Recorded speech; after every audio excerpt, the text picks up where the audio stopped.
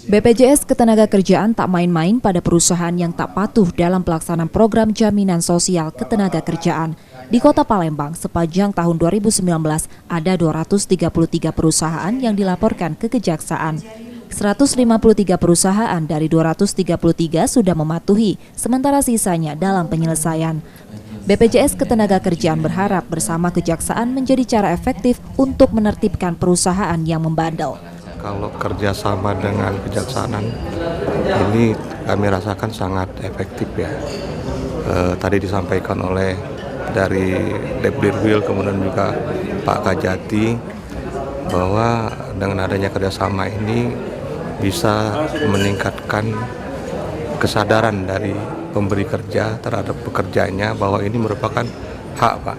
Nah ini kerjasama kita dengan Kejaksaan ya, alhamdulillah selama ini tadi kita lihat Kejari dari Palembang itu diberikan apresiasi karena memberikan kontribusi yang sangat positif terhadap pertumbuhan perkembangan kepesertaan BP Jamsostek di kantor cabang Palembang. Untuk menyelesaikan hal tersebut, Kejaksaan akan mengedepankan cara persuasif dan memberikan jangka waktu untuk menyelesaikan kewajibannya.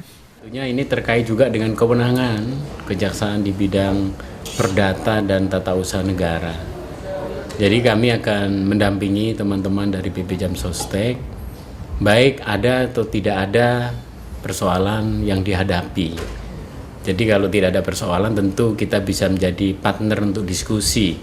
Tapi apabila ada persoalan hukum atau dispute yang harus kita selesaikan, tentunya nanti kami akan mendapatkan surat kuasa dan kami akan coba menyelesaikan, tentunya yang paling utama adalah penyelesaian di luar pengadilan.